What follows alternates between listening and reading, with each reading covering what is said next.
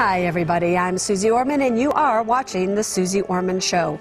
Tonight we are going to talk about your retirement roadmap. The rules to retirement, whether you are 20, 30, 40, 50, or 60, there are things that you need to do right here and right now so that one day you can retire. Now, you may be thinking, what's Suze talking about? I can't think about retirement right now. I can barely pay my bills. Well, I have a question for all of you if you're thinking that, and you better be able to answer this question. If you can't afford to pay your bills while you have a paycheck coming in, how are you going to be able to afford those exact same bills? You think your electricity, your phone, gasoline, insurance costs are going away? They aren't. How are you going to be able to pay those exact same bills later on in life when you no longer have a paycheck coming in? So whether you like it or not, you have got to start right here and right now to save for your retirement. So I'm going to be talking to you tonight about where should you be putting your pedal to the metal? Where do you really need to go for it? Where do you need to put your brakes on and not do something that maybe you are doing? And where should you park that money if you need to be safe and sound? Now, as I'm giving you these rules, you have got to understand I'm already going to assume that you are totally out of credit card debt and you have your 8-month emergency fund. Because we know that here on the Suze Orman Show, those are mandatory items. Before you do anything else in your life, you need to have that done. So assuming that you have that, here is what I want you to do if you are in your 20s. Time is the most important ingredient in your retirement roadmap. Time makes all the difference for you in the world. Let me give you an example. If you start to invest right here and right now, and let's say you're 25 years of age, and you decide you want to open up a Roth IRA, you qualify for it. And the maximum you can put in a Roth IRA per year is $5,000. And you decide you're going to be smart. You're going to listen to Suze Orman.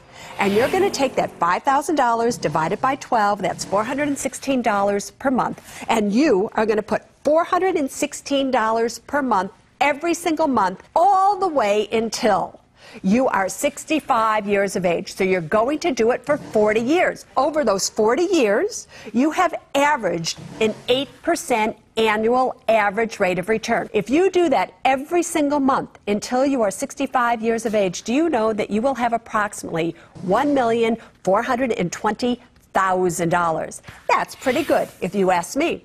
But you're out there saying, Suze, I'm 25 years of age. I don't want to be putting $416 every month in a retirement account. I want to play. What difference can it make? What if I waited till I was 35 to start?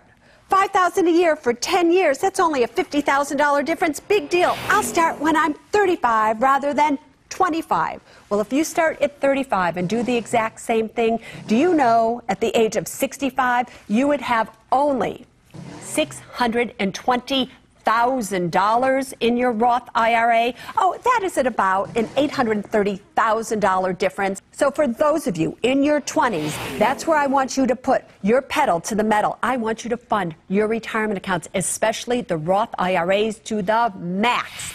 Where do I want you to put your brakes on? For those of you who work for a corporation that has a 401k or 403b plan, I only want you to contribute up to the point of the company match. After that point, I want you to put the brakes on, and I don't want you to contribute to your 401k or 403b. I'd rather see you do a Roth IRA.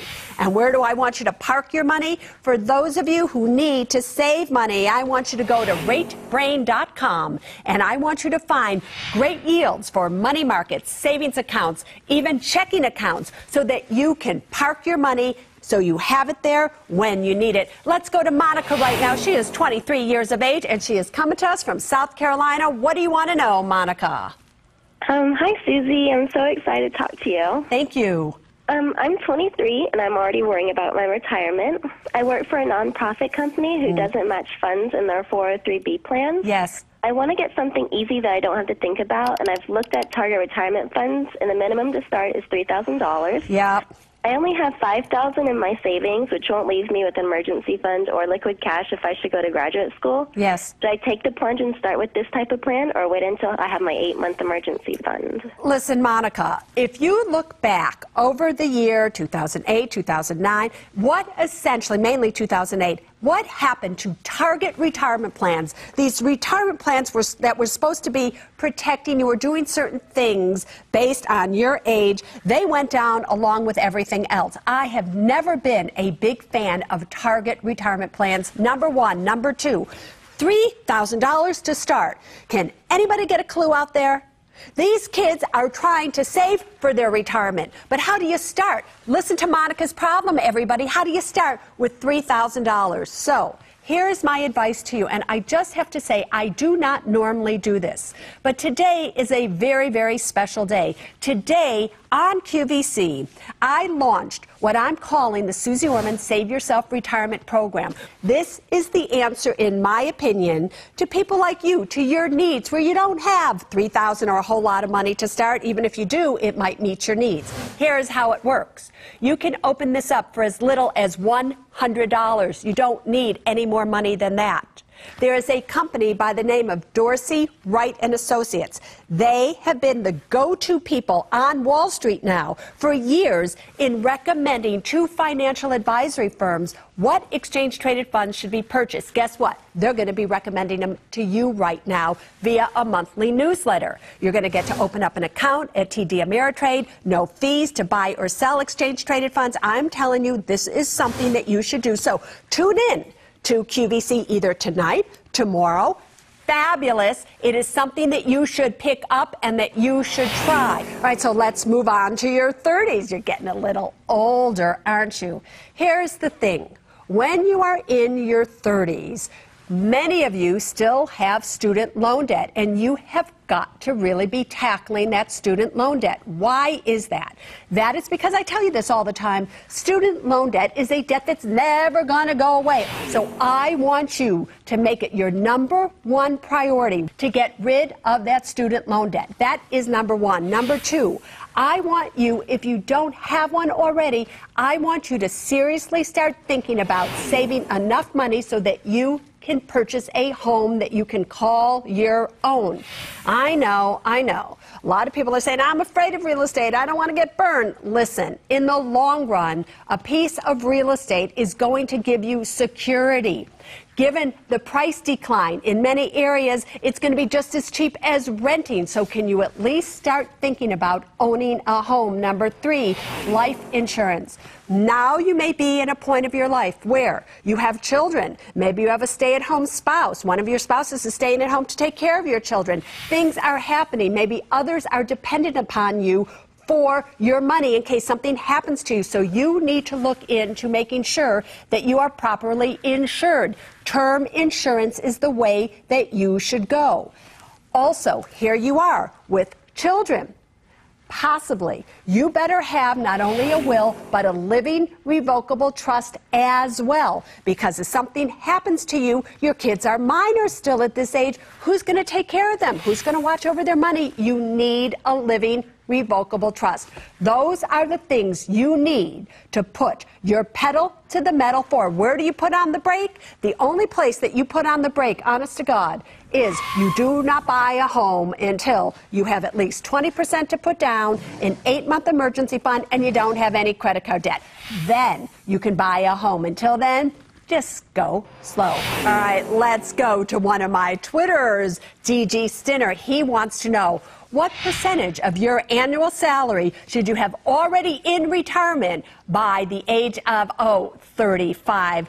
DG, listen to me. It's impossible for me to answer that question. And in fact, I'm going to say this to a lot of you that are tweeting me this question. How can I tell you how much money you should have in retirement when you aren't telling me how much money you make? You're not telling me enough things about you. Everything is personal about this retirement roadmap. So stop thinking that there is a certain formula you have to fit into this box. Look at your life.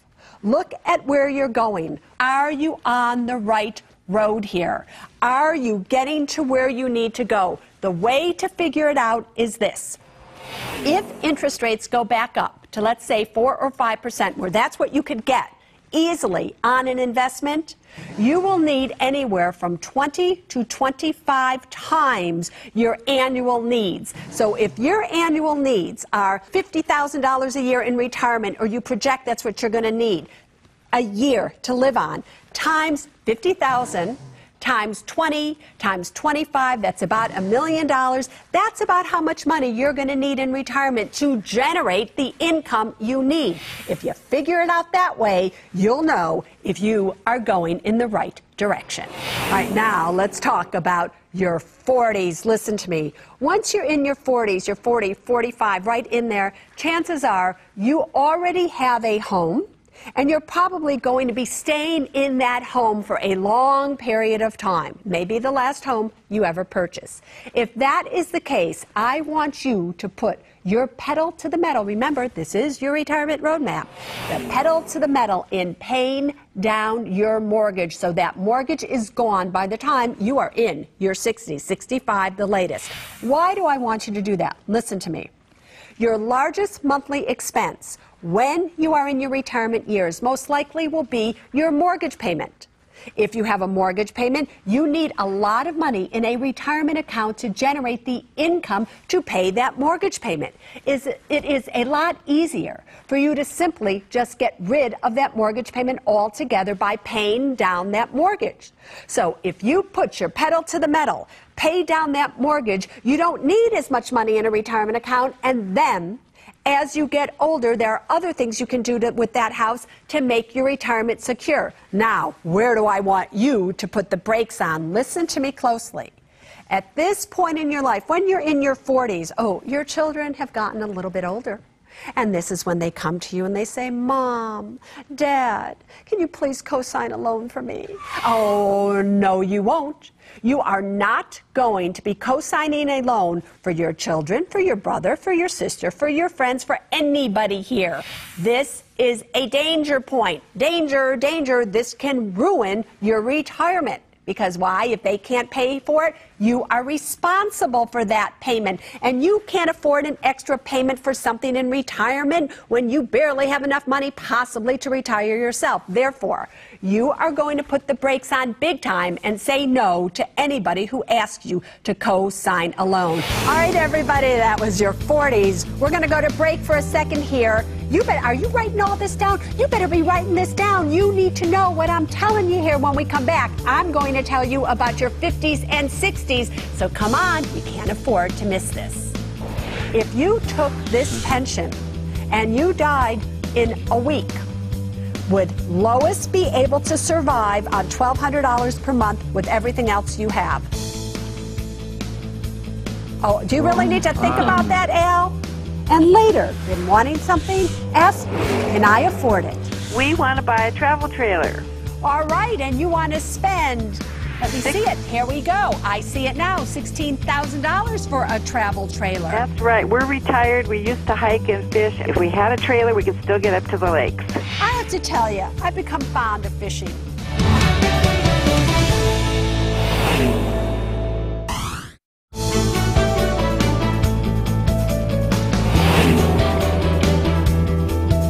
Welcome back to the Retirement Roadmap Show. I've been talking to all of you about what you need to know to prepare for your retirement. I've already gone through the 20s, the 30s, and the 40s. If you missed it, by the way, they're all going to be on my website, SuzeOrman.com. But now I want to talk to you about what you need to do if you happen to be in your 50s. So listen to me carefully. This is the time in your life, believe it or not, where you have got to check, double check, be clear, crystal clear. You've got to make sure, because things have already now changed in your life. It is possible that you've gone from being married to divorced. It's possible you've gone from little kids to grown-up kids. It's even possible you've gone from liking your kids to not liking your kids so much, whatever it may be. You have got to put the pedal to the metal in your retirement roadmap and make sure that the beneficiaries on all your retirement accounts, on all your life insurance policies, are the actual people that you want to inherit your money in case something happens to you. How many times have I gotten an email that says, Susie, my husband died. This was a second marriage, but his retirement went to his first wife, who he doesn't even like anymore. What can I do about it? Well, you can't do anything about it because whatever that beneficiary is designated at, that is who is going to get the money. Where do I want you to put the brake on? This is where you need to be looking at all your life insurance policies and decide, do you even need life insurance anymore?